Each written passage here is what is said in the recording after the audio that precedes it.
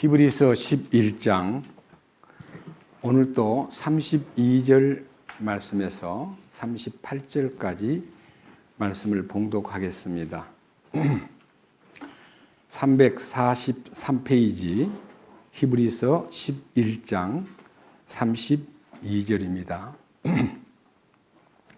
내가 무슨 말을 더하리요? 기드온과 바락과 삼손과 입다와 또 다윗과 사무엘과 대언자들에 관하여 말하려면 내게 시간이 부족하리라. 그들이 믿음을 통해 왕국들을 정복하기도 하며 의를 이루기도 하며 약속하신 것들을 얻기도 하며 사자들의 입을 막기도 하며 맹렬한 불을 끄기도 하며 칼날을 피하기도 하며 연약한 가운데서 강하게 되기도 하며 싸움에서 용맹하게 되어 외인들의 군대들과 싸워 물리치기도 하며 여인들은 자기들의 죽은 자를 다시 살려서 받기도 하며 다른 이들은 고문을 당하되 더 좋은 부활을 얻으려고 구출받기를 원치 아니하였으며 또 다른 이들은 심한 조롱과 채찍질 뿐 아니라 참으로 또한 결박과 옥에 갇히는 시련도 겪었으며 돌로 맞기도 하고 톱으로 잘리기도 하며 시험을 받기도 하고 칼날에 죽임을 당하기도 하며 양가죽과 염소가죽을 입고 떠돌아다니며 궁핍과 고난과 고통을 당하였으니 세상은 이런 사람들에게 합당치 아니하였느니라. 그들이 사막과 산과 동굴과 땅굴에서 떠돌아다녔느니라. 38절까지 말씀을 읽었습니다. 다시 한번 기도드리겠습니다. 주님, 오늘 이 거룩한 말씀을 읽으면서 주님의 거룩한 죽으심과 부활하심과 승천하심과 주님이 이루신 이 업적이 2000년 동안 이 땅에 전파되기 위해서 많은 성도들이 피를 흘렸고 많은 성도들이 고통과 조롱과 말로 다 할 수 없는 시련을 견디면서 주님을 후세인들에게 전하기 위해서 돌에 맞아 죽기도 하고 톱으로 잘리기도 하고 동굴과 땅굴 속에서 헐벗고 굶주림 속에서도 믿음을 지켰던 과거사를 생각할 때에 우리들은 지금 이 시대가 얼마나 평안하고 예수 믿는다는 이유 때문에 우리를 죽이거나 우리를 감옥에 집어넣거나 우리를 돌로 치거나 이런 일들이 없는 참으로 안정되고 평화로운 시대에 우리가 너무 주님의 은혜와 이 크신 업적을 세상에 알리기 위해서 너무 게으르게 살고 있다는 점에 대해서 부끄럽게 생각합니다. 주님, 그렇지만 오늘 또 이 거룩한 말씀을 통해서 우리 주님이 우리에게 허락하신 하늘에 속한 신비를 열어주시고 우리로 하여금 깨어 믿음에 굳게 서서 남자답게 강건하여 주의 뜻을 세상에 알리고 주님 오실 날이 임박한 이때에 깨어있고 준비된 사람으로 살아갈 수 있도록 이기는 자로 살아갈 수 있도록 이끄시옵소서. 이 시간도 주님을 표현할 때에 입술을 주장하시고 생각을 주장하시고 모든 어휘를 주님께서 조정해 주시옵소서. 우리 모든 형제들과 자매들이 이 말씀 앞에서 더 낮아지고 더 주님께 가까워져서 이기는 자로 이 남은 생애를 참으로 부끄럽지 않게 살아갈 수 있도록 돌봐 주시옵소서. 우리 주 예수 그리스도의 이름으로 기도드렸습니다. 아멘. 제가 지금까지 이 32절에 나타나 있는 기드온, 바락과 삼손, 입다와 다윗, 사무엘 그리고 여러 믿음의 조상들에 대한 얘기를 들추는 가운데서 다윗에 관해서 세 차례에 걸쳐서 지금 말씀을 여러분 앞에 선포하게 되었습니다. 오늘은 이 다윗이 우리가 지금까지 그 다윗의 일생에서 가장 중요한 15살 때 기름 부음을 받고 18살 때 골리앗을 무찔러서 이스라엘에 큰 공원을 세우고 그가 또 이스라엘 20살도 안 된 18세 때 이스라엘의 군 통수권자가 되고 왕의 사위가 되고 좋은 위치는 다 얻었지만은 사울 왕의 무지와 질투 때문에 13년 동안 너무 호되게 쫓김을 당하고 죽음의 위협 속에서 항상 불안하게 살면서도 조금도 굽히지 않고 믿음을 지킨 이 일들과 그다음 지난 주간에는 그 원수인 사울을, 용서할 수 없는 사울을, 자기 때문에 85명의 제사장을 죽이고 그 가족들을 다 이렇게 쓸어버린 그 철저하게 악질적인 사울에 대해서 복수심이 불타고 있었고 안타까운 마음이 있었으면요,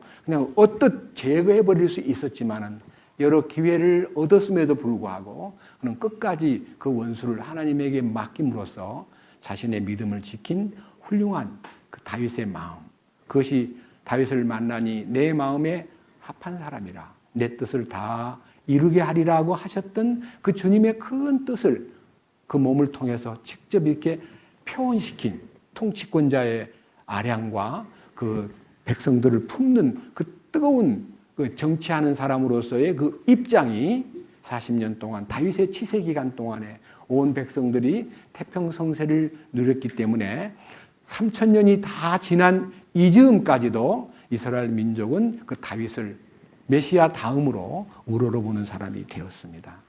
근데 오늘은요, 제가 이 다윗의 일생에 대한 전기를 읽다가요, 너무 놀래게 마음속에서 참 뜨겁게 그렇구나.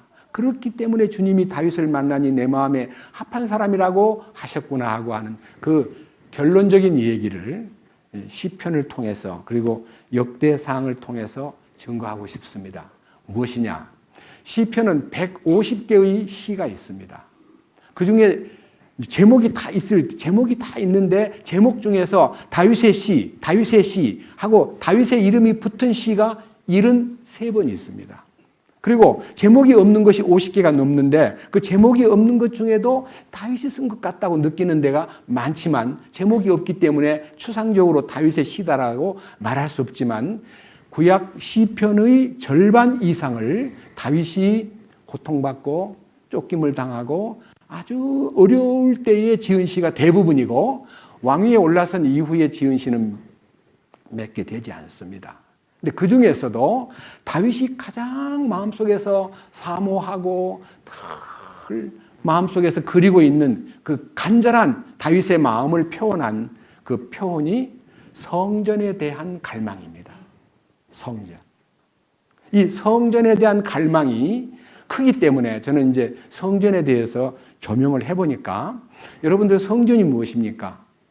모세를 통해서 보여준 회막 성전, 광야 40년 동안 이스라엘 민족들이 이동하는 성막 성전이 있었고 솔로몬 때 와가지고는 이제 건물을 크게 지어가지고 엄청난 돈을 거의 막 금으로 발라가지고 금으로 지은 집인데 제가 솔로몬 성전 준비 과정에서 역대상 22장을 보니까 다윗이 솔로몬 성전을 짓기 위해서 준비하는 과정에서 10만 달란트의 금을 준비했다는 기록을 보고요. 깜짝 놀랐습니다. 자기가 바친 돈은 금 3천 달란트밖에 안 되고요. 백성들이 관리들이 바친 금은 5천 달란트밖에 안 되기 때문에 1만 달란트도 안 되는데 준비한 금만 해도 10만 달란트라니까 10만 달란트가 얼마냐? 사실은 제가 금거래소, 이 한국의 금거래소에 이 시가를 따져보니까요. 3.75g 이 금 한 돈이 제가 이제 그 금값을 좀 계산해 보기 위해서 3.75g이 한국 금거래소에서 오늘 시세로 새벽에 오늘 시세로 한 돈에 18만 6,500원을 합니다. 순금 18금이나 14금 말고 순금. 그러면 여기서 1달란트라는 게 그 금 가격으로 이게 1달란트를 계산해 보니까요. 한 달란트가요. 생각보다 엄청나게 많습니다. 한 달란트가. 제가요. 이 계산을 다 하면서 깜짝 놀란 게 우리가 마태복음 18장에 1만 달란트 빚진 자로서 빚을 탕감해 주었다는 기록을 보면서 그 값이 얼마나 되는가 하고 제가 노동자의 이제 1달란트가 6천 데나리온이기 때문에 1데나리온은 노동자의 하루 품삯입니다. 그걸 10만 원을 쳤을 때 6조 원입니다. 6조 원. 1만 달란트가 6조 원밖에 안 되는데 몇몇 분들이 금현 시세를 가지고 저한테다가 제안을 하기를 아니요, 6조 원이 아니고요, 17조 원이에요. 이렇게 얘기하길래 제가 계산해 봤더니 맞더라고요. 17조 원이에요. 예? 한 달란트가 34kg입니다. 킬로그램으로. 그럼 34kg에다가 3.75g이 18만 6천 원이라 하면 그걸 다 계산해 보니까 17조 원이 나와요. 만 달란트가. 그런데 솔로몬이 이제 다윗이 성전을 짓기 위해서 준비한 금을요, 성경에서 잠깐 보고 한번 실제 기록을 한번 보겠습니다. 역대상 22장 14절 548페이지.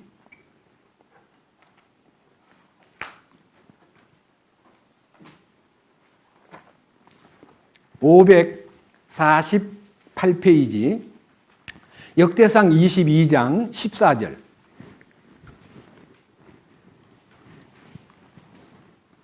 이제 보라, 내가 고난 중에 주의 집을 위해 금 10만 달란트와 은 100만 달란트를 예비하고 또 놋과 새는 풍족하여 무게를 달 수 없을 만큼 예비하였으며 또 제목과 돌을 예비하였으니 너는 거기에 더할지니라.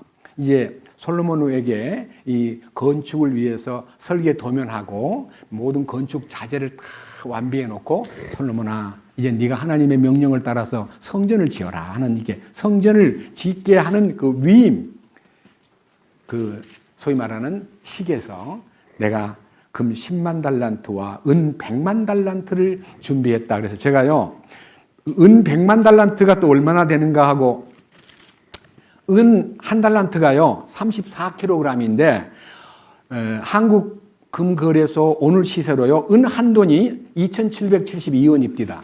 그러니까 금하고 비교했을 때 약 70대 1이에요. 금값과 은값의 이 차이가 금보다 은은 70분의 1밖에 안 되더라고요. 그런데 이 달란트로 100만 달란트하고 계산해보면 천문학적인 숫자예요. 그래도 왜 그렇게 은이 많을까요? 뭐 받침대는 막 엄청나게 이 은덩어리로 받침대를 만들었거든요. 그 은이라는 것은 예수 그리스도의 십자가의 죽으심을 상징하는 그런 광물질이에요.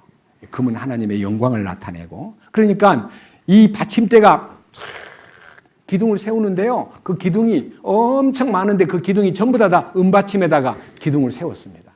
그래서 이제 제가 이걸 보면서 참 놀랍구나 하는 생각을 가졌는데, 오늘은 수학 시간이 아니기 때문에 더 이상 안 하겠습니다.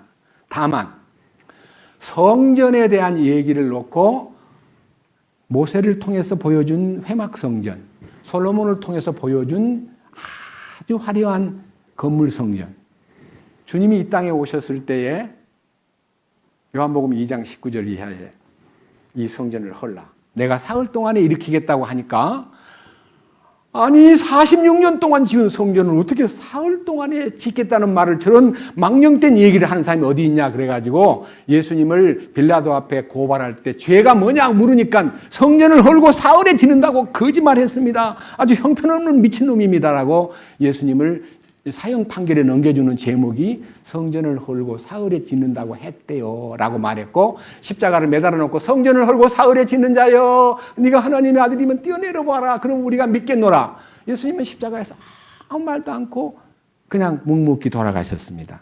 그러니까 성전을 헐고 사흘에 짓는다는 예언을 이루지 못한 채 돌아가셨습니다. 그런데 요한복음 2장 다 같이 20절을 보겠습니다. 요한복음 2장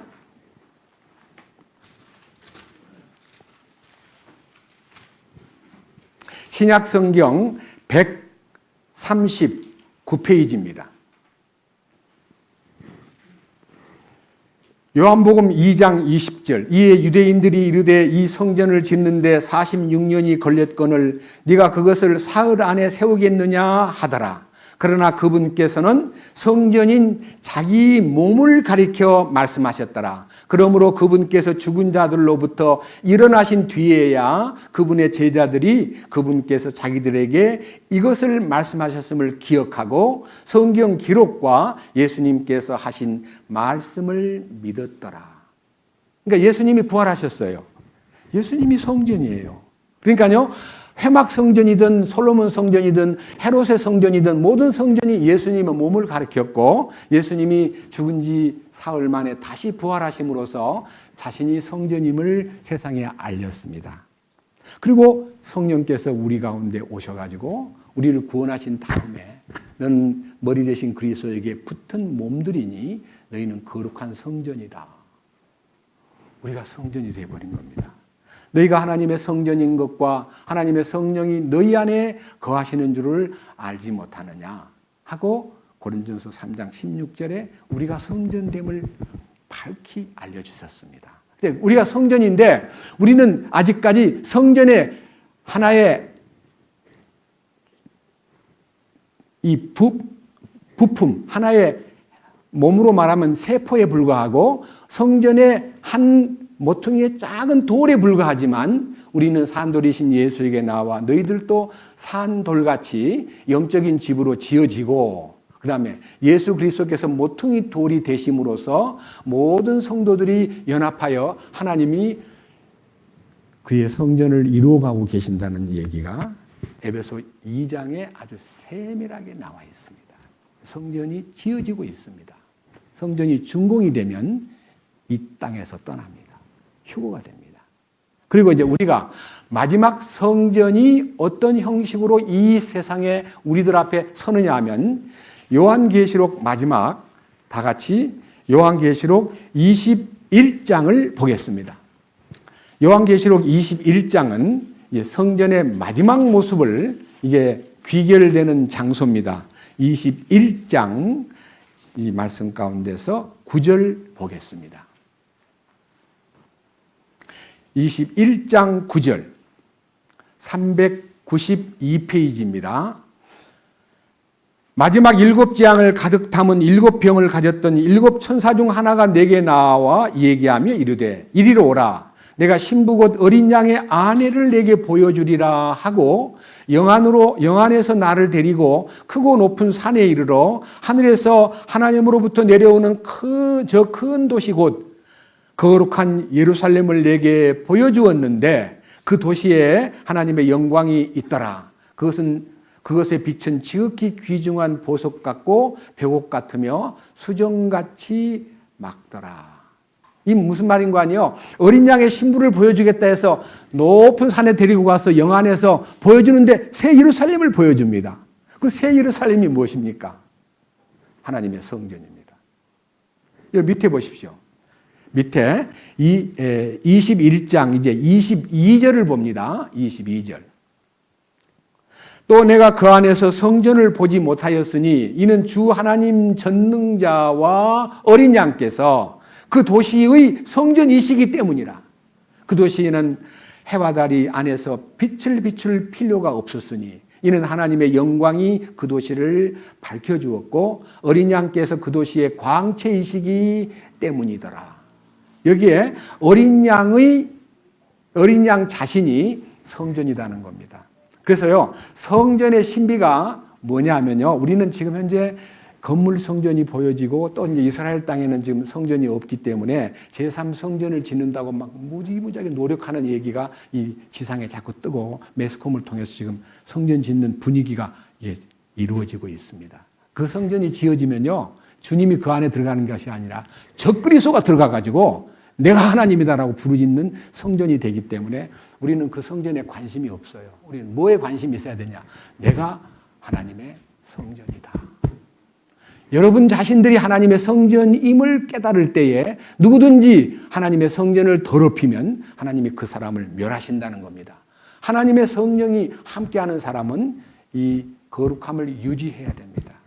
말 속에도 거룩함이, 생각 속에도 거룩함이, 행동 속에도 거룩함이, 주님의 거룩함이 항상 우리 삶을 지배하는 것이 성전을 유지하는 길입니다. 자, 그런데 다윗 왕은요, 시를 쓰면서도 얼마나 성전을 사모했냐는 것을 제가 한 7가지 정도 이 성경 시편에서 발췌를 해봤습니다. 너무 많지만요, 여러분 앞에 성경을 통해서 다윗이 이렇게 성전을 사모했구나. 다윗은 성전이 있을 때가 아니고 회막이 있을 때 성전을 이렇게 사모했습니다. 한번 잠깐만 구약 성경으로 다시 가가지고 이런 다윗의 마음을 한번 읽어봅시다. 다윗이 시편 5편에서 첫 번째 이 성전에 대한 갈망을 이렇게 시로 표현했습니다. 시편 5편. 시편을 펼치면요, 제가 시편을 앞부분부터 하나씩 읽어가면서 다윗이 얼마만큼 성전을 사모하고 갈망했는가를 여러분 앞에 설명을 많이 안 드리고요, 이 문자로 된 시만 읽어보겠습니다.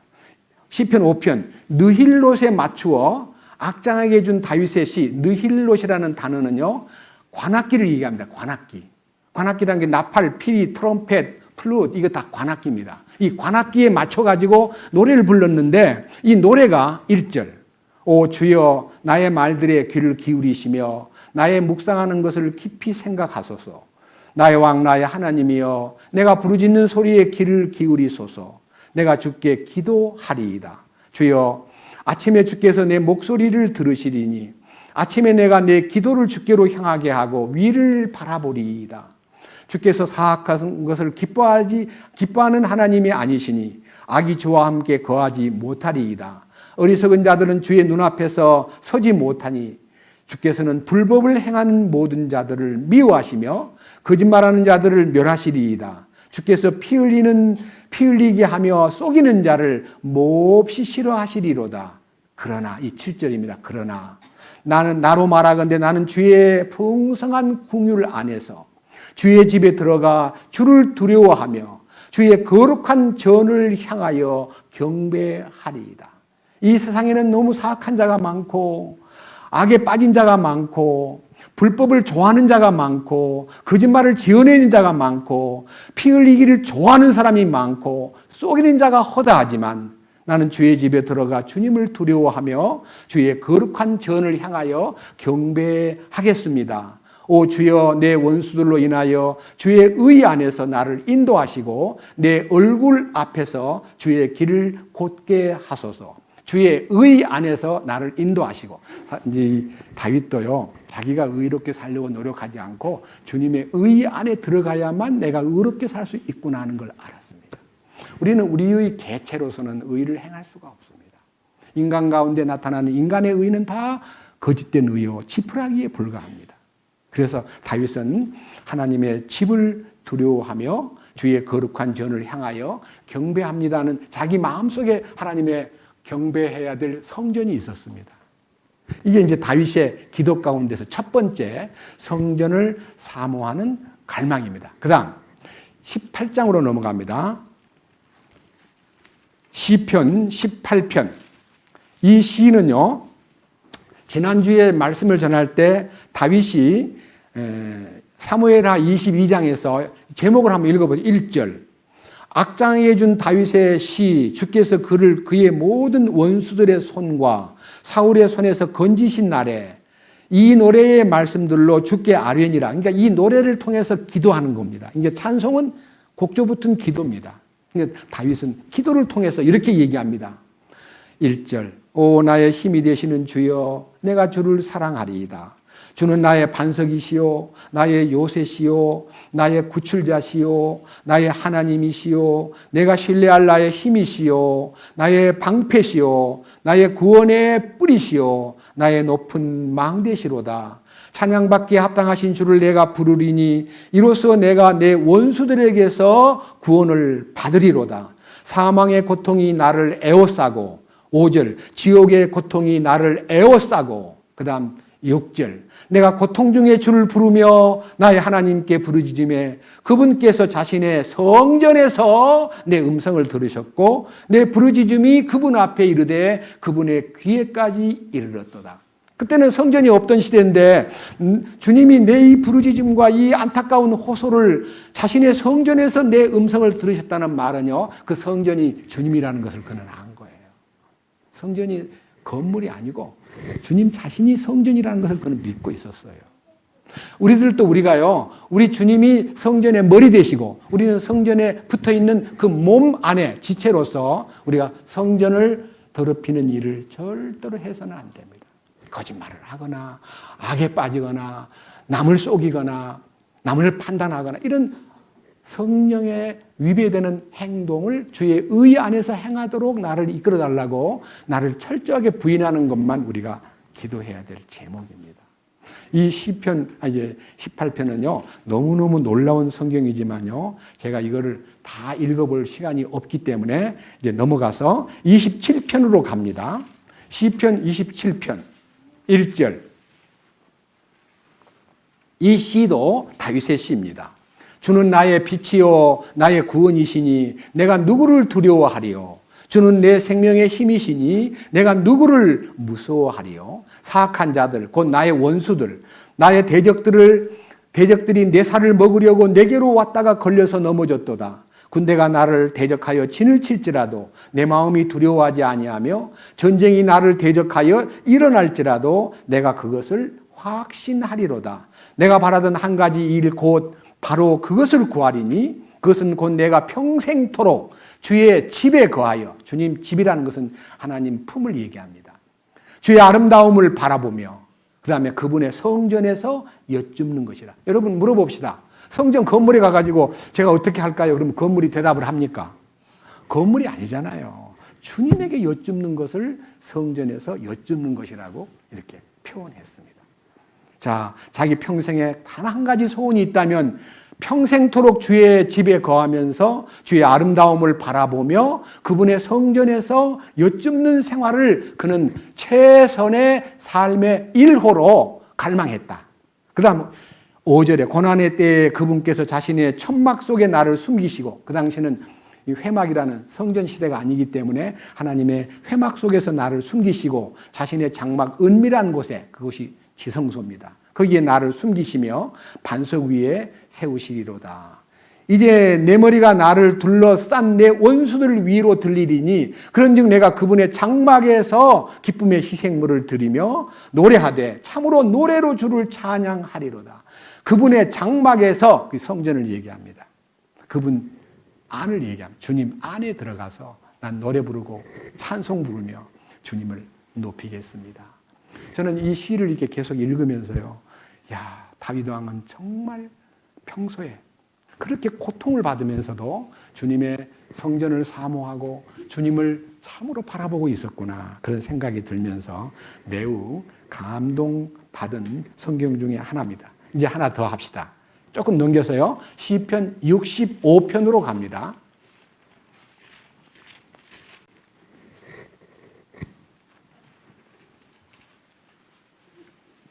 시편 65편 4절 5절만 봅니다. 주께서 택하시고 주께서 가까이 오게 하사 주의 뜰에 거하게 하는 사람은 복이 있나이다. 우리가 주의 집 곧 주의 거룩한 전에 좋은 것으로 만족하리이다. 또 우리가 우리의 구원의 하나님이여 땅의 모든 끝과 멀리 바다에 있는 자들의 확신이 되시는 주께서 의 가운데서 두려운 일들로 우리에게 응답하시리이다. 그분께서 자신의 능력으로 산들을 굳게 세우시고 권능으로 띠를 띠시며 바다의 소란함과 바다의 파도의 소란함과 백성들의 소동을 진정시키시는도다. 이게 이제 모든 우주 만물을 하나님이 다스리고 계시는데 자기는 하나님의 뜰에 서고 싶다. 여러분, 하나님의 뜰에 서는 게 뭡니까? 성전은 세 가지로 되어 있어요. 뜰이 있고 성막이 있고 성소가 있고 지성소가 있습니다. 그 뜰에 서일 때요, 마치 에서 왕후가요, 왕의 뜰에 서면요, 왕이 금호를 내밀지 않으면 사형을 당합니다. 그런데 그가 뜰에 서가지고 딱 이렇게 고개를 숙이고 있을 때 왕이 그대여 하고 금호를 내미는 순간 그 금홀이 뭡니까? 긍휼의 홀입니다. 긍휼. 우리를 불쌍히 여기는 손길이 나타날 때 왕과 대면할 수 있는 겁니다. 그때 이제 금호를 내미는 그 왕한테다가 제 소원이 있습니다. 그랬더니 말해봐라 하니까 금방 입을 열지 않고 오늘 저녁에 집에서 파티를 준비할 테니까 꼭 왕께서 하만 장군하고 같이 대동해 주시면 고맙겠습니다 하고 자기 민족을 구하기 위해서 죽으면 죽으리이다라고 결정을 내린 장소가 뜰에서 이루어지는 겁니다. 우리는 주님의 뜰을 주님과의 대화의 첫 번째 만남의 장소고요. 그 다음에 진전해야 됩니다. 성소를 들어가고 지성소에 들어가서 주님과의 은밀한 내밀하고 깊은 교통이 있을 때에 신앙생활에 이제 극치를 달리는 것입니다.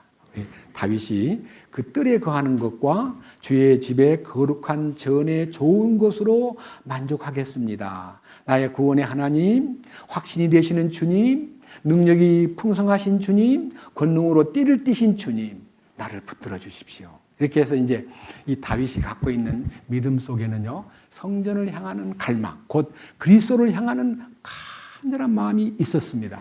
이제 얼마나 심각하게 잠을 못 잘 정도로, 침대에 눕는 것 정도로 두려워할, 침대에 들어가서 눕는 것도 싫어할 정도로 주님 앞에 기도에 매달리는 마지막 장면 하나 보고 본문으로 가보겠습니다. 시편 132편입니다.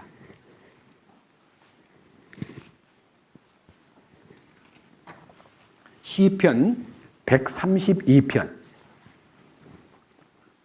이 시는 제목이 다윗의 시라고 되어 있지 않습니다. 위로 올라가는 노래라고만 되어 있는데 그 시 내용은요, 다윗을 위한 시, 다윗을 놓고 지은 시이기 때문에 그 중에서 다윗을 위해서 시를 늘 이렇게 외웠고 읽었고 한 아삽이나 고라의 아들들이나 혹은 여러 사람들 중에서 이 시를 하나님에게 특별히 봉헌했던 하나님의 그 일꾼들이 있었습니다. 아마 그분 중에 어떤 분이 지었을 것 같아요. 한번 들어보세요. 1절.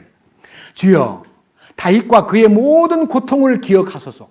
그러니까 다윗이 자기 보고 하나님 나의 고통을 기억하소서라고 하지 않고요. 어떤 분이 다윗이 너무 고통을 당하면서도 이겼기 때문에 하나님 다윗과 그의 모든 고통을 기억해 주세요. 그가 주께 맹세하고 다윗이 주님에게 맹세하고 야곱의 능하신 하나님께 노래하기를 서원하기를 참으로 내가 내 장막에 들어가지 아니하며 내 침상에 오르지 아니하고 내 눈이 잠자지 못하게 하며 내 눈꺼풀이 졸지 못하게 하기를 주를 위한 장소 곧 야곱의 능하신 하나님의 처소를 발견하기까지 그리하리라고 말합니다.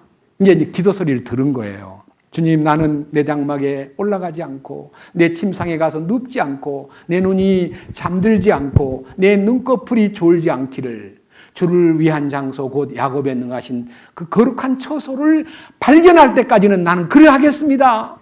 이렇게 이제 다윗이 얼마만큼 하나님 앞에 성전을 사모하는 마음이 간절하기에 침상에 눕는 것도 거절하고 잠드는 것도 거절하고 잠을 안 자면서 주여 어떻게 해야 주의 성전이 설 겁니까? 라고 그 성전을 향한 갈망이 우리 주님을 향한 갈망으로 물론 그것이 뒤에 있습니다.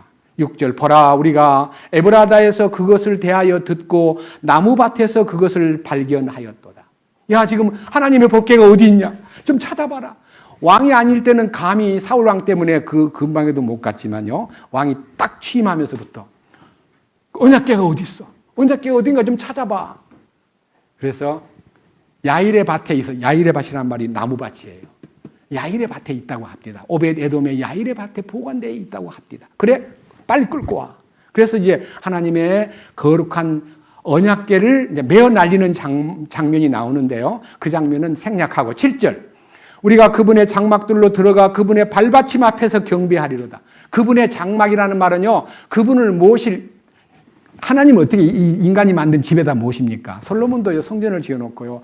거룩하신 우주의 왕께서 이 거룩한 만왕의 왕께서 제가 지은 집안에 거하신다는 생각은 감히 못합니다. 여기다가 이름 하나 걸어놓은 것만으로도 감사합니다. 주의 전이라는 이름 하나 붙여놓은 것만 해도 만족합니다. 하고 이제 하나님을 집에다 모시는 거 아니에요. 그분의 이름을 거기다 걸어두신 거예요. 그래서 그는 그분 앞에 이제 이름을 걸어놓고 그분의 발 앞에 경배하겠습니다. 오 주여 일어나사 주의 능력의 궤와 함께 주의 이제 언약궤와 함께 안식처로 들어가소서. 주의 제사장들은 의를 옷 입고 주의 성도들은 기뻐 외치게 하옵소서. 주의 종 다윗을 위하여 주의 기름 부은 자의 얼굴을 외면하지 마옵소서. 여기 이제 다윗에 대한 얘기를요. 대신 이렇게 말해준 내용을 보면요, 다윗을 참으로 사모하고 하나님의 전을 향한 갈망이 크다는 걸 안 어떤 한 대언자가 시를 써가지고 다윗을 위한 시를 이렇게 읊은 거예요. 저는 이 시를 보면서 그래, 그러면 그 시에 대한 응답이 무엇일까 하고 기도하는 가운데 133편이 응답이에요. 다윗의 응답. 133편은 다윗이 쓴 시입니다. 우리가 가장 마음으로 사모하고 이 성경 속에서 가장 우리 마음을 뜨겁게 만든 성경 중에 하나가 형제가 연합하여 동거함이 어찌 그리 선하고 아름다운고 머리에 있는 보배로운 기름이 수염 곧 아론의 수염에 흘러서 그 옷깃까지 내림 같고 헐몬에 있으리 시온의 산들의 내림 같도다. 거기서 여호와께서 복을 명하셨나니 영생이로다. 제가 읽은 것은 개역 성경입니다. 50년 전에 외웠는데 지금까지도 자꾸만 이거 외우려면 혼돈이 오고요. 옛날 거는 그냥 줄줄줄 나옵니다. 여러분들도 이해해 주실 거예요.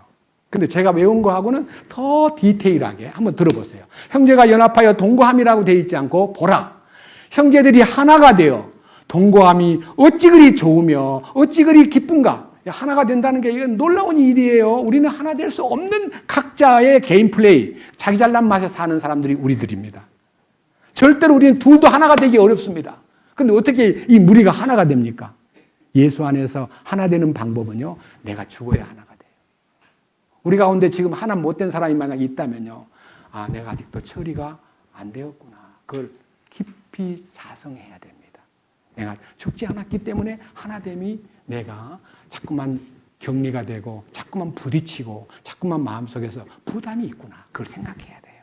자, 그러니까요, 성전 안에서 하나님의 언약궤에 관련을 맺으면요, 그 지성소의 신비가 나를 처리하는 거거든요.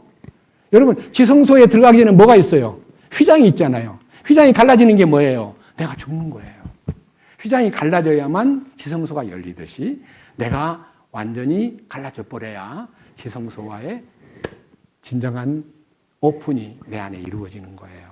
그 다음 보세요. 2절. 그것은 마치 수염 곧 아론의 수염 위로 흘러내려 그의 옷자락까지 내려간 머리 위에 귀중한 기름 같고 하는 말은요, 머리 대신 주님에게 성령이 부어졌고 그 머리에 부은 기름이 막 수염을 통해서 옷깃에 흐르고 몸 안으로 적셔가듯이, 이것은요, 시상으로 말한다면 헐몬의 이슬이 시온의 산들에 내림과 같다는 말은요, 헐몬산은 3,350m 높은 산입니다. 백두산보다 높아요. 항상 만년설이 끼어 있어요. 늘 눈이 덮여 있기 때문에 그 산을 레바논 산이라고도 불러요. 헐몬산을. 헐몬이란 말, 레바논이라는 말은 희라는 뜻이에요. 항상 머리 산 높은 부분이 항상 휘어요. 근데 이제 아열대성 기후이기 때문에 따뜻한 바람이 불면 녹아요. 그 녹아가지고 그 흐른 물이 갈릴리 바다를 이루었고 그 물이 요단강물을 이루어서 온 대지를 적시더라 이거예요. 그래서 공급이 뭐냐면 헐몬산이 공급이에요. 머리가. 주님이 헐몬산의 이슬 같은 성령을 그의 모든 산들을 적시는 것 같이 주님이 그 산들을 통해서 이 모든 대지를 축축히 적셔주고 거기서 복을 명하셨나니 영원한 생명이로다. 영원한 생명이 우리 안에 흐르게 하는 거예요. 여러분, 영생은 죽은 다음에 얻어요? 살았을 때 얻어야 돼요? 예? 누구든지 저를 믿으면 멸망하지 않고 영생을 얻으리로다. 영생을 얻으리로다. 언제? 죽은 다음에? 살아있을 때 영생이 속에 와야 돼요. 이 영생이 부활 생명이에요. 그 영원한 생명을 소유한 사람이 연합이 되고 그 속에서 영원한 생명이 이렇게 분출되고 향기를 토하고 우리 함께 영생을 소유한 사람답게 사는 길이 우리 신앙생활이에요. 이게 이제 다윗이 시편 133편으로 132편의 다윗의 갈망을 다 매치시킨 거예요. 매치. 이렇게 다 이렇게 조화를 이룬 거예요. 얼마나 놀랍습니까? 자, 이제 구체적으로 다윗의 마음으로 한번 돌아가 봅시다. 역대상 17장입니다. 역대상 17장. 페이지는 542페이지입니다.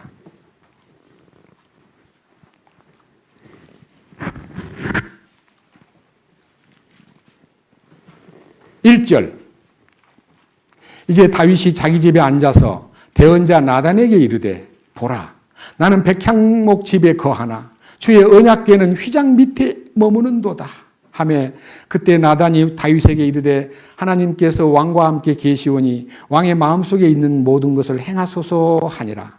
바로 그 밤에 하나님의 말씀이 나단에게 임하니라. 이르시되 가서 내 종 다윗에게 고하기를 주가 이같이 말하노라. 너는 나를 위하여 거할 집을 건축하지 말라.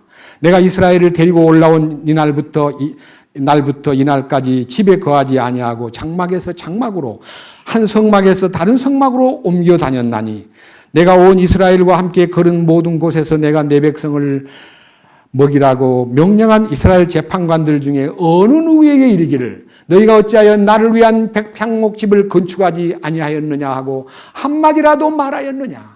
그런즉 이제 너는 내 종 다윗에게 이같이 이르라. 만군의 주가 이같이 말하노라. 내가 너를 우리에서 곧 양들을 따르는 일에서 취하여 내 백성 이스라엘을 다스릴 치리자로 삼았고 네가 어디에 있든지 어디로 걷든지 내가 너와 함께하여 네 모든 원수를 내 앞에서 멸하였으며 땅에 있는 위대한 자들의 이름 같은 이름을 내게 만들어 주었노라.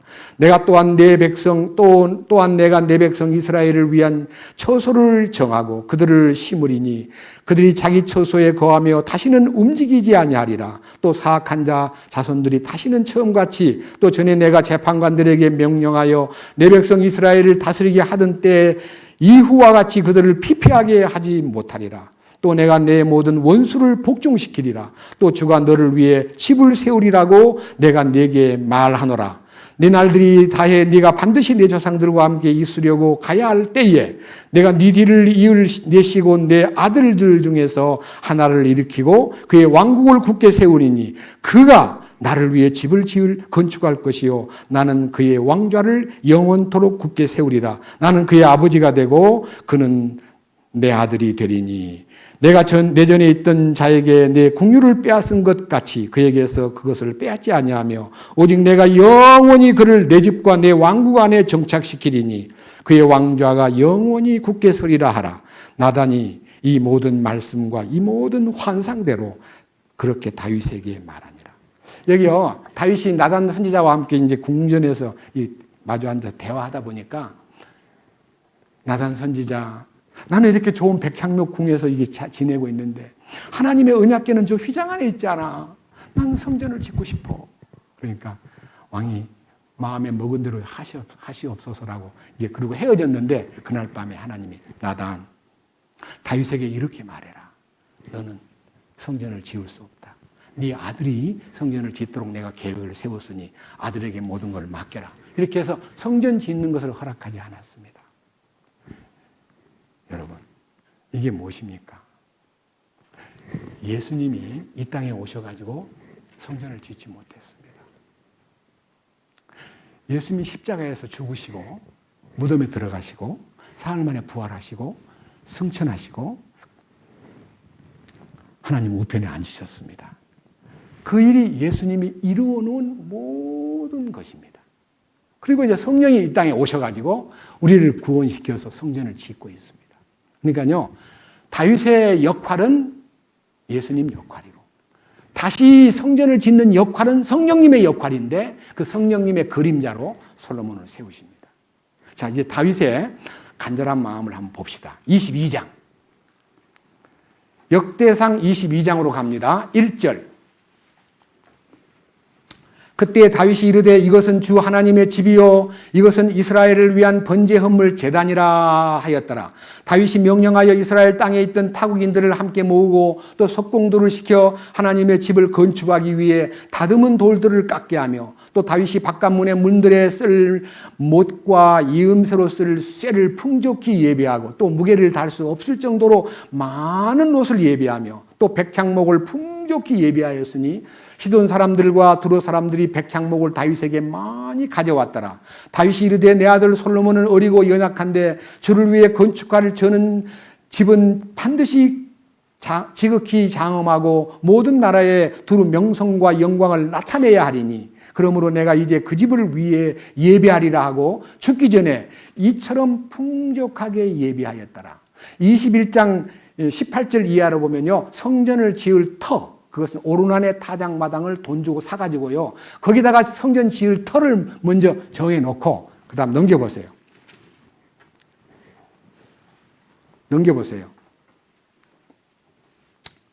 10절입니다.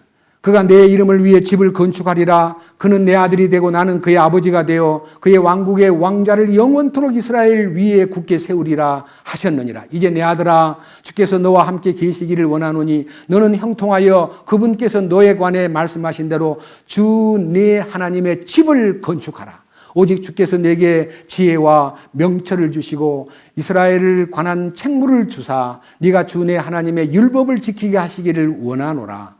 그때 네가 만일 주께서 이스라엘에 관하여 모세에게 명하신 법규와 판단의 법도를 이루려고 주의를 기울이면 형통하리니 마음을 강하게 하고 크게 용기를 내어 두려워하지 말며 놀라지 말지어다. 이제 보라, 내가 고난 중에 주의 집을 위해 금 10만 달란트와 은 100만 달란트를 예비하고 또 놋과 쇠는 풍족하여 무게를 달 수 없을 만큼 예비하였으며 또 제목과 돌을 예비하였으니 너는 거기에 더할지니라.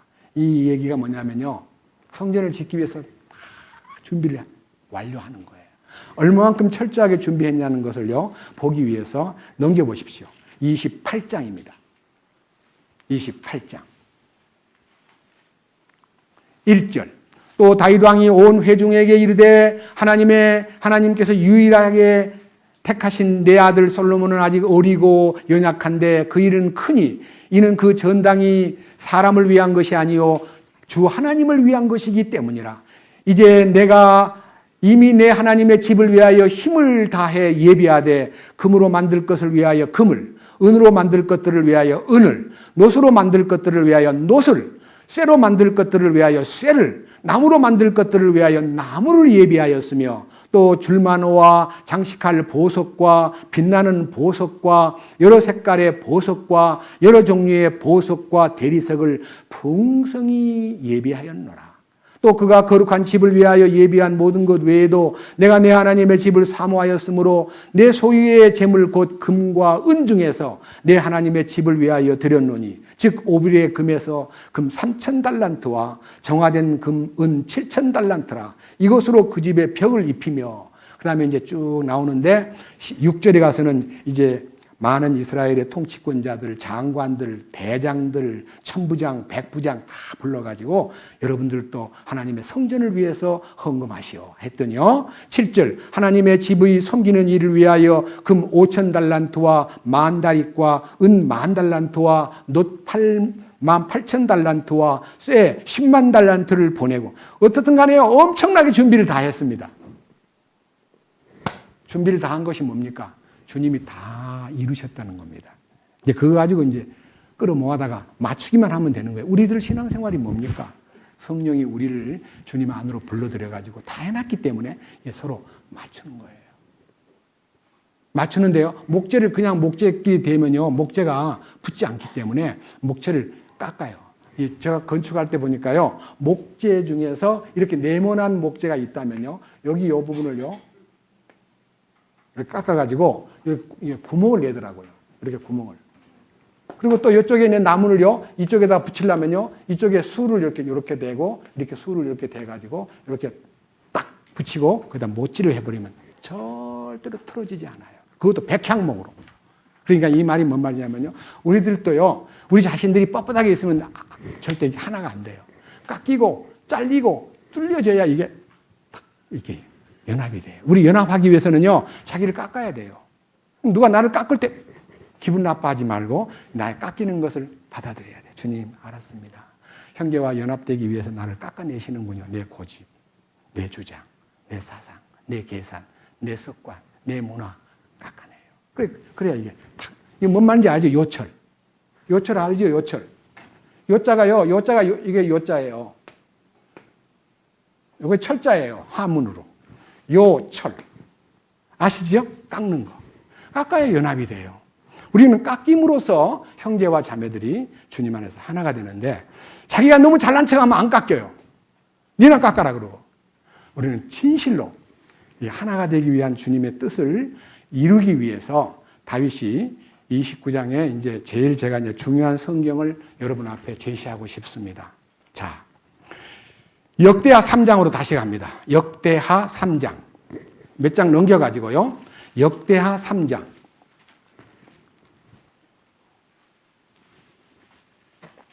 1절. 뭐라고 되어 있습니까? 역대하 3장 1절은요, 솔로몬이 이제 성전 건축을 이제 시작합니다. 이게 이제 성전을 짓기 위해서 이제 첫 번째 소위 말하는 기공이 시작될 때. 자, 그때 솔로몬이 예루살렘 모리아산 주의 집을 건축하기 시작하였는데 이곳은 전에 주께서 그의 아버지 다윗에게 나타나신 곳이요 여부수 족속의 오르난의 타작마당에 다윗이 예비한 곳이더라.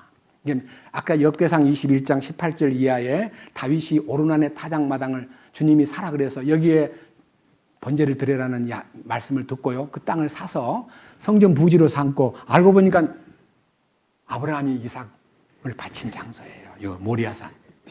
예? 아브라함이 이삭을 바친 그 장소. 오르난의 타작마당이었던 넓은 땅을 돈 주고 사가지고 아들한테다가 물려주고 성전 터와 성전 자재와 성전의 설계 도면까지 다윗이 하나님 앞에 받아가지고 솔로몬에게 넘겨줍니다. 도면도 다윗이 받았습니다. 도면 받은 얘기가 역대 사항에 있는데 한번 읽어보고 도면 받은 얘기도 한번 같이 보면서 성전을 그냥 지은 게 아니라 도면이 있었구나. 도면을 이렇게 주셨구나. 28장. 자, 역대상 28장 11절입니다.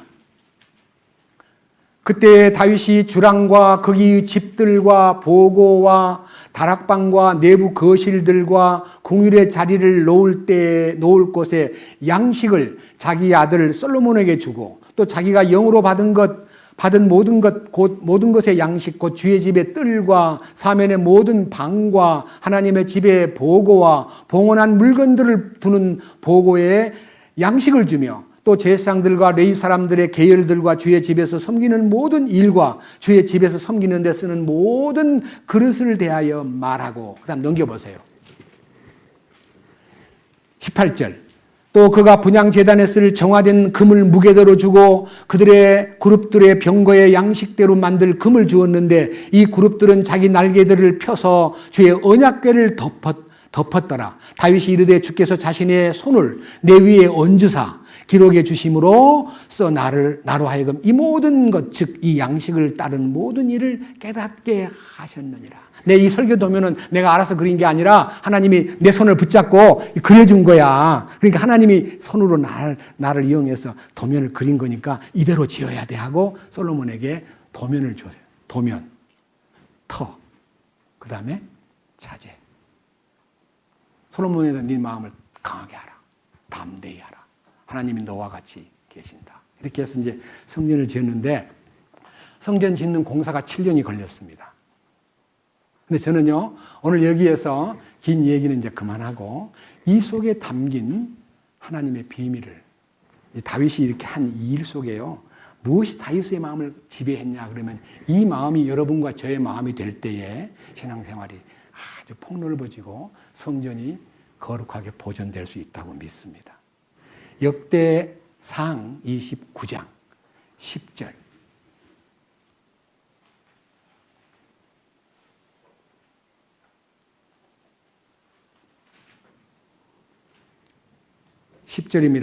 그러므로 다윗이 온 회중 앞에서 주를 찬송하여 이르되 주 우리 조상 이스라엘의 하나님이여 주께서는 영원 무궁토록 찬송을 받으시옵소서. 다윗이 이제 이 성전 자재와 모든 준비물을 다 놓고요. 여기 9절 보면 하나님 백성들이 자원하여 드리는 건 너무 감사하고 완전한 마음으로 주께 자원하여 드린 것에 대하여 기뻐합니다. 다윗 왕도 같이 기뻐하면서 주님 앞에 찬송을 부르는데 그 찬송 속에 다윗이 막 감격해가지고 찬송을 부르는데 11절부터요. 여기 아주 우리에게 은혜가 되고 우리의 이 교제 가운데서도요. 우리가 이 말씀을 읽으면서 그렇구나. 정말 주님은 실제이시구나. 이걸 느끼시기 바랍니다. 11절 오 주여 광대하심과 권능과 영광과 승리와 위엄이 주의 것입니다. 하늘과 땅에 있는 모든 것이 주의 것입니다. 오 주여, 왕국도 주의 것이오며 주께서는 모든 것 위에 머리로서 높여지셨나이다.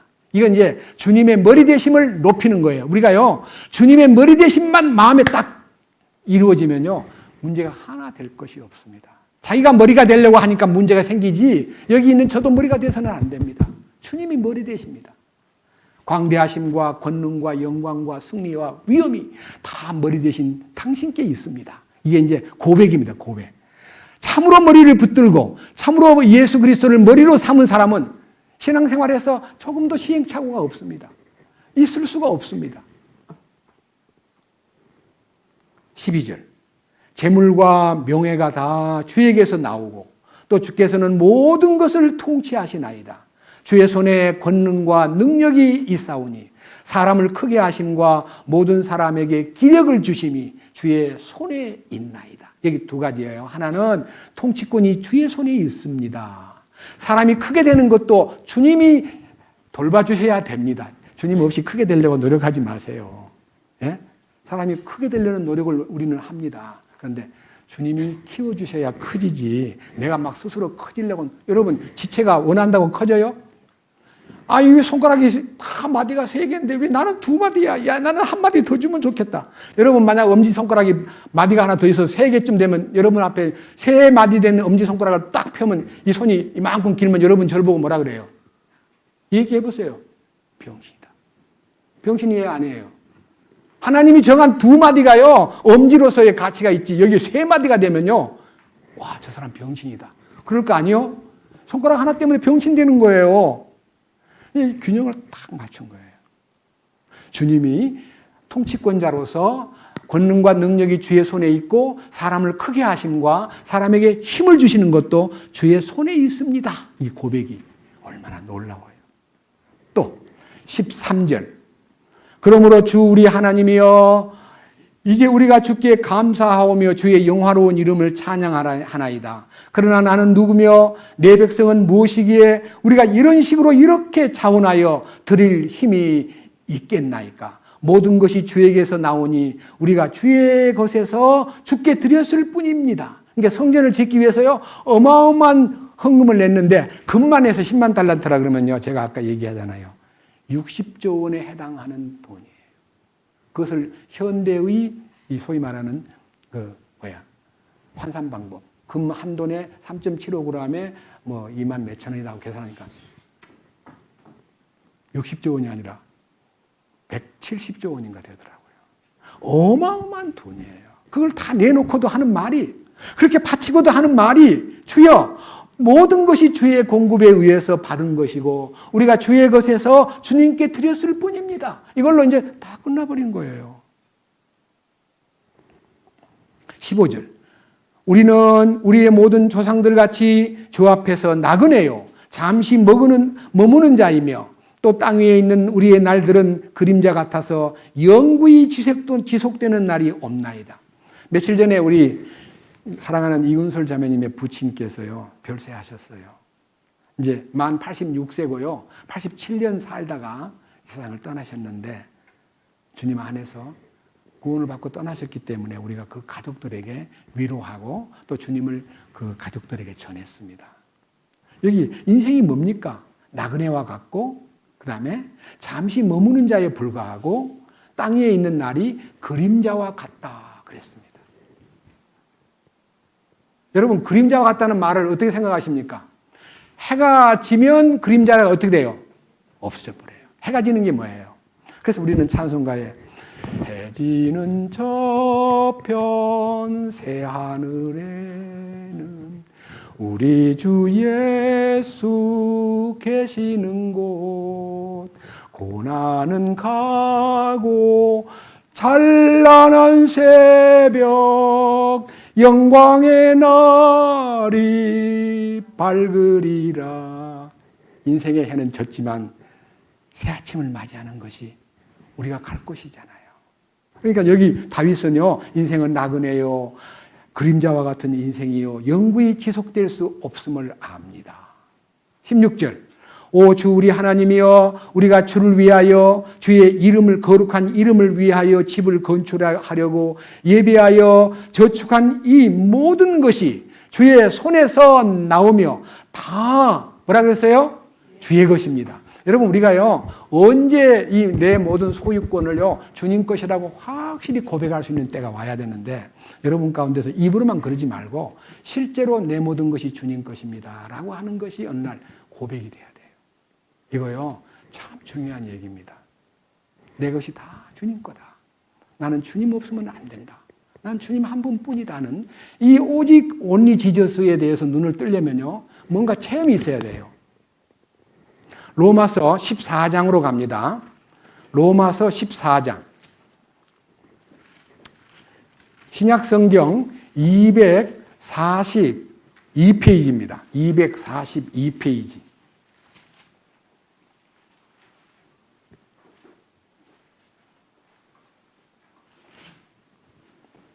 7절입니다. 로마서 14장 7절. 우리 중에 아무도 자기를 위해 살지 아니하고 또 아무도 자기를 위해 죽지 아니하는도다. 우리가 살아도 주를 위해 살고 죽어도 주를 위해 죽나니, 따라해 보십시오. 그러므로 살든지 죽든지 우리가 주의 것이로다. 이것이요, 살든지 죽든지 나는 주님 거다. 나는 이제 주님 거다. 이제 지금 나의 삶은 모든 것이 다 주님 거다. 이 사실이 마음에서 확증되기 위해서는요, 구절이 꼭 필요해요.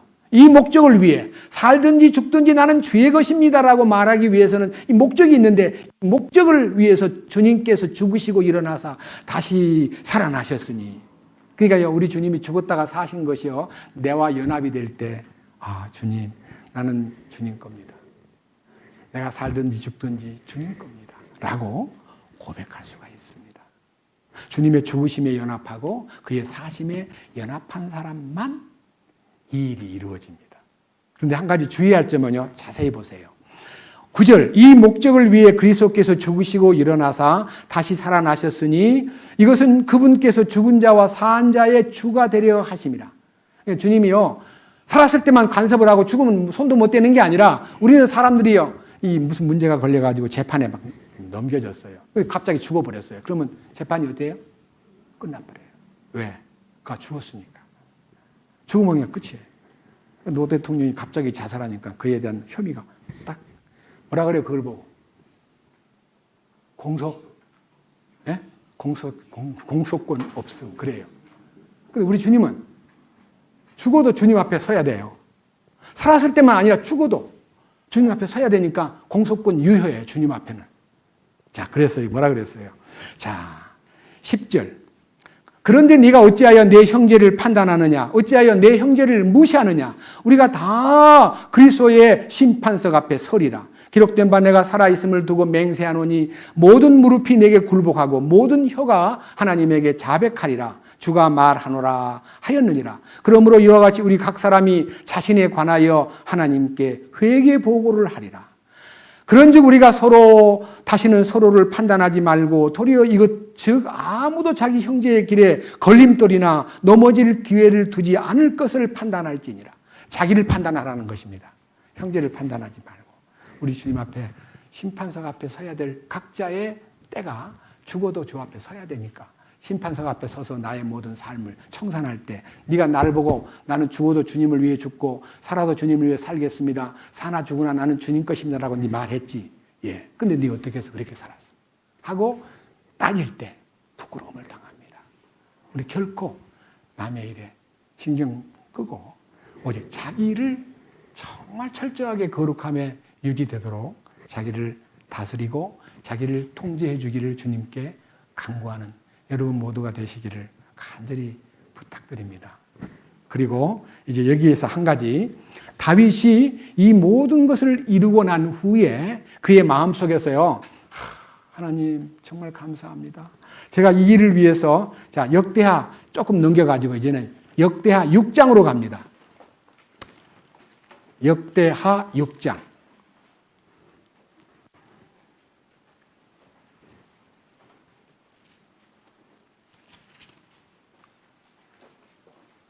먼저 5장 1절을 보고 그 다음에 6장으로 가겠습니다. 5장 1절 이와 같이 솔로몬이 주의 집을 위해 만든 것들의 모든 작업을 마침에 솔로몬이 자기 아버지 다윗이 봉헌한 모든 것, 즉 그 은과 금과 모든 기구를 가져다가 하나님의 집의 보고 가운데 두었더라. 그 다음에 이제 2절 이하에서는 이제 주의 언약궤를 맨 처음에 지성소 안으로 운반하고요. 그 다음에 이제 하나님 앞에 이제 중공식을 거행하는데, 자, 6장 중공식에 들어갑니다. 자, 1절부터 읽습니다. 그때 솔로몬이 이르되 주께서 친히 짙은 어둠 속에 거하시겠다고 말씀하셨사오나 내가 주를 위해 처소의 집을 건축하였사오니 곧 주께서 영원히 거하실 거처로소이다 하고 왕이 얼굴을 돌이켜 이스라엘 전체 회중을 축복하며 하였는데 이때 이스라엘 온 회중은 서 있더라. 그가 이르되 이스라엘의 하나님 찬송할지로다. 그분께서 자신의 입으로 내 아버지 다윗에게 말씀하신 것을 자신의 손으로 이루셨도다. 예. 하나님께서 말씀하신 대로 다윗을 통해서 예정한 모든 계획을 솔로몬을 통해서 이루었다. 이게 이제요, 예수님을 통해서 이루어 놓은 것이 우리를 통해서 이루어지면요, 역사가 끝나는 거예요. 준공이 되는 거예요. 우리는 그 준공식을 기다리고 있습니다. 준공식 날 휴거됩니다. 우리는 너무너무 놀라운 기다림 속에 살고 있습니다. 그리고 이제 밑에 보십시오. 15절. 6장 15절. 주께서 주의 종 내 아버지 다윗에게 약속하신 그것을 그에게 지키시고 또 주의 입으로 말씀하시고 주의 손으로 그것을 이루신 것이 이날과 같으니이다. 예. 솔로몬 성전을 내가 지었다고 안 하고요. 주님이 우리 아버지한테 계획하신 그대로 예정하신 뜻대로 이 일을 하나님이 직접 이루신 것을 감사합니다. 우리는요, 우리가 주님을 위해서 뭘 노력해야 뭘 이루어지는 거 아닙니다. 우리는 그냥 주님 앞에 드릴 뿐이에요. 주님, 뜻대로 사용해 주십시오. 나는 아무것도 아닙니다. 주님이 이루시옵소서. 그 다음 보세요. 17절. 그런즉 오 이스라엘의 하나님이여 이제 주께서 주의 종 다윗에게 하신 주의 말씀을 확증하옵소서. 그러나 하나님께서 참으로 사람들과 함께 땅에 거하리이까 보소서 하늘과 하늘들의 하늘이라도 주를 품지 못하겠거늘 하물며 내가 건축한 이 집이 오리이까. 그러므로 주여 내 하나님이여 주의 종의 기도와 간구에 관심을 기울이시고 또 주의 종이 주 앞에서 기도하는 기도와 부르짖음에 귀를 기울이시옵소서. 주께서 전에 말씀하시기를 친히 주의 이름을 두리라고 하신 곳 즉 이 집을 향해 밤낮으로 주의 눈을 여시고 주의 종이 이곳을 향해 기도하는 기도에 귀를 기울이시옵소서. 그러니까요, 기도는요, 성전을 보고 기도하는 거예요. 여러분, 이슬람교는 메카를 보고 기도하고요. 유대인들은 다니엘 때부터요. 어디를 보고 기도해요? 성전이 있는 데를 보고 기도해요. 근데 제가 볼 때, 제가 여러 번 봤는데 비행기 안에서요. 아랍 사람들은요. 나침판을 갖고 있어요. 메카가 어디에 있는가 딱 이렇게 놓으면 메카를 딱 찍으면 메카가 침이 이렇게 딱 나. 거기다가 방석 딱 깔아놓고요. 비행기에 타고 가다가도 기도하는 거 보신 적 있죠? 없어요? 저는 여러 번 봤어요. 우리는 건물 보고 기도하는 게 아니라 누굴 봐야 돼요? 주님. 주님 어디 계셔요? 저 북쪽에 계셔요? 동쪽에 계셔요? 여기 계시잖아요. 주님 내 안에 거하시는 거예요. 주님을 모신 사람은요, 뭐 동쪽으로 앉든 서쪽으로 바라보든 남쪽으로 보든 아무 문제가 없어요. 왜? 주님 안에 있기 때문에. 그래서 우리가 자 20절 주께서 전에 말씀하사 친히 주의 이름을 두리라고 하신 곳 즉 이 집을 향해 밤낮으로 주의 눈을 여시고 주의 종이 이곳을 향해 기도하는 기도에 귀를 기울이시옵소서. 그런즉 주의 종과 주의 백성 이스라엘이 이곳을 향해 간구할 때에 주께서는 그들의 간구에 귀를 기울이시며 주의 거처에서부터 곧 하늘에서부터 들으실 때에 용서하여 주옵소서. 주의 이름을 두신 곳이 성전인데 이제 주님이 어디다 이름을 두셨어요? 주님의 교회 가운데 당신의 이름을 두시고 우리에게 주님 소유권으로 이름을 붙여놓은 거예요. 우리는 주의 것으로 불리나이다. 예레미야 15장 16절에 내가 주의 말씀을 발견하고 얻어먹었사오니 그 말씀은 내게 기쁨과 즐거움이 되오며 내 자신이 주님의 이름으로 불리나이다. 우리는 소유권이 넘어갔기 때문에 주님의 이름이 붙습니다. 이 책이 책방에 있을 때는 책방 주인 거였는데 제가 돈을 지불하고 사자마자 저는 여기다가 이 책이 누가 훔쳐갈까 봐 그런 게 아니고 내가 혹시 잊어버리면 누가 찾아주기 위해서 여기다가 2013년 7월 7일 서한함 이름 저 붙여놨습니다. 이 책이 굴러다니면 누가 보고 서영재 거네? 저한테 돌려주지요? 그와 같이 주님의 이름이 붙은 사람들입니다. 주님 겁니다. 이것이 오늘 다윗이 갈망했던 진정한 갈망이었고 그것이 솔로몬을 통해서 이루어졌고 우리 삶 속에 성전이신 주님이 우리를 그 안에 성전 삼고 우리를 이끄신다는 것을 마음속 깊이 되새길 때 우리에게 은혜가 되고 힘이 되고 우리를 믿음의 반석 위에 세우는 놀라운 기초가 된다는 점을 밝히 선포합니다. 기도하겠습니다. 주님 감사합니다. 주님, 다윗은 평소에 성전을 짓고 싶은 마음 때문에 주님께 간구했지만 아들에게 모든 성전 짓는 것을 위임하라고 하신 순간부터 터를 준비하고 도면도 준비하고 건축 자재들도 준비해가지고 솔로몬에게 넘겨줌으로써 솔로몬이 모든 것을 완성했습니다.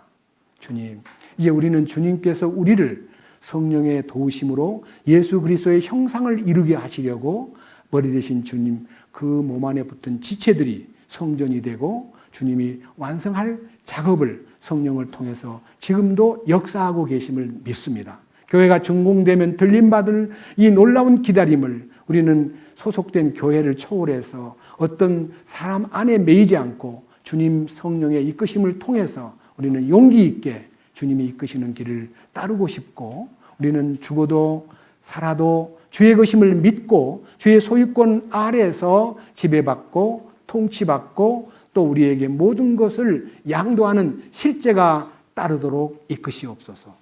우리 주 예수 그리스도의 거룩하신 이름으로 기도드렸습니다. 아멘.